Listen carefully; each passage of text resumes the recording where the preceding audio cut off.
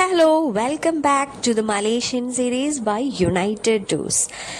ഇപ്പം നമ്മൾ പോയിക്കൊണ്ടിരിക്കുന്നത് ഞങ്ങൾ നേരത്തെ താമസിച്ചിരുന്ന ഹോട്ടൽ വെക്കേറ്റ് ചെയ്തു. ബിക്കോസ് ഞങ്ങളുടെ 2 ഫ്രണ്ട്സൂടെ ജോയിൻ ചെയ്തിട്ടുണ്ട്. സോ നമ്മൾ വേറൊരു ഹോട്ടലിലേക്ക് ഷിഫ്റ്റ് ചെയ്യാകാണ്. അതായത് അപ്പർ ഡെക്ക് റെഗീലിയ എന്ന് പറഞ്ഞൊരു ഹോട്ടലിലേക്ക് പൊയ്ക്കൊണ്ടിരിക്കുകയാണ്. ആ പോകുന്ന വഴിക്കാണ് നമ്മൾ ശ്രദ്ധിച്ചത് നമ്മുടെ ലുലു മോള്, മലേഷ്യയിലെ ലുലു മോള് നമ്മൾ താമസിച്ച ഹോട്ടലിൻ്റെ അടുത്തായിരുന്നു. സോ ഇപ്പോൾ ആ കാണുന്ന വലിയ ബിൽഡിംഗ് ഉണ്ടോ, അവിടെയാണ് നമ്മൾ ഇനി താമസിക്കാൻ പോകുന്നത്, ഞാൻ പറഞ്ഞ ആ ഹോട്ടല്. സോ അവിടേക്കാണ് നമ്മൾ ചെക്ക് ഇൻ ചെയ്യാനായിട്ട് പോവുകയാണ്. ചെക്ക് ഇൻ ചെയ്തിട്ട് ബാക്കി പരിപാടി തുടങ്ങാം എന്നുള്ളൊരു പ്ലാനിലാണ് പൊയ്ക്കൊണ്ടിരിക്കുന്നത്. സോ നമ്മൾ അവിടെ എത്തി. ഇതാണ് അതിൻ്റെ ഒരു ഔട്ടർ വ്യൂ വരുന്നത്. സോ നമ്മൾ ചെക്ക് ഇൻ ചെയ്തിട്ട് നമ്മൾ പോകുന്നത് ഫസ്റ്റ് ഡെസ്റ്റിനേഷൻ ഇൻഡിപെൻഡൻസ് സ്ക്വയറിലേക്കാണ് പോകുന്നത്. ഇൻഡിപെൻഡൻസ് സ്ക്വയറിൻ്റെ അടുത്ത് തന്നെ ഒരു ചർച്ച് ഉണ്ടായിരുന്നു. സോ ആ ചർച്ച് അന്ന് ഓശാന ഞായർ ആയതുകൊണ്ട് നമ്മൾ അവിടുത്തെ പള്ളിയിലൊക്കെ കയറിയിട്ടാണ് പോയത്. പിന്നെ നിങ്ങൾക്ക് സൗത്ത് ഈസ്റ്റ് ഏഷ്യയിലെ ഏത് കൺട്രീസിലും അഫോർഡബിൾ റേറ്റിൽ ടൂർ പോകാനായിട്ട് കോണ്ടാക്ട് ചെയ്യുക. യുണൈറ്റഡ് ടൂർസ് വളരെ അഫോർഡബിൾ റേറ്റിൽ നമ്മൾ ചെയ്ത് തരുന്നതായിരിക്കും. സോ ഇതാണ് ഇൻഡിപെൻഡൻസ് സ്ക്വയർ. ഇതെന്ന് വെച്ചാൽ വലിയൊരു ഗ്രൗണ്ടാണ്. അവിടെ കുറേ അധികം ബിൽഡിങ്സ് ഒക്കെ ഉണ്ട്. കാണാൻ നല്ല രസമാണ്. പഴയ കുറേ ബിൽഡിങ്സ് ഉണ്ട്.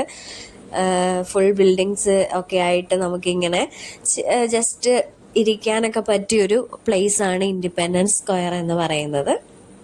അവിടെ നമ്മൾ കുറച്ച് സമയം സ്പെൻഡ് ചെയ്തിട്ട് നേരെ പോയത് KLCC ബേർഡ് പാർക്കിലേക്കാണ്. KLCC ബേർഡ് പാർക്കിലേക്ക് പോകുന്നത് ഓൾറെഡി അറിയാമല്ലോ, അവിടെ കുറേ ബേർഡ്സിൻ്റെ ഒരു പാർക്കാണ്.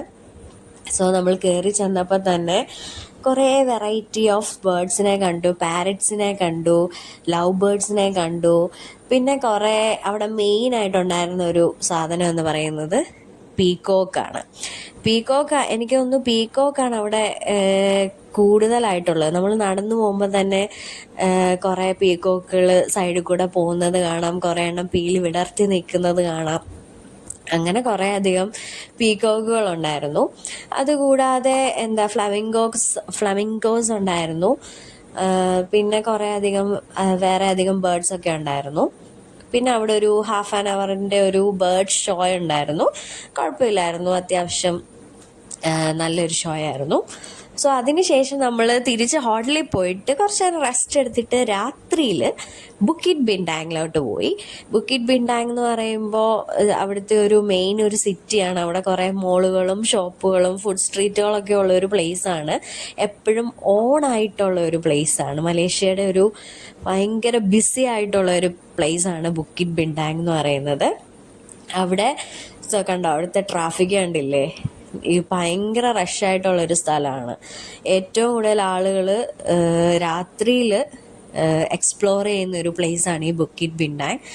അവിടെ തന്നെ കുറേ അധികം ഷോപ്പുകളുണ്ട്. സോ നമ്മൾ ഇങ്ങനെ നടന്ന് ഫുഡ് സ്ട്രീറ്റാണ് മെയിൻ. അവിടെയാണ് ജലാനല്ലൂർ ഫുഡ് സ്ട്രീറ്റ് ഉള്ളത്. ജലാനല്ലൂർ ഫുഡ് സ്ട്രീറ്റിൽ ഭയങ്കര റഷാണ്. വെറൈറ്റി ഓഫ് ഫുഡ്സ് നമുക്ക് അവിടെ കാണാൻ സാധിക്കും. ഇത് നമ്മുടെ ചൈനീസ് ബീഫ് റൊട്ടി എന്ന് പറഞ്ഞൊരു സാധനമായിരുന്നു. അടിപൊളി സാധനമായിരുന്നു.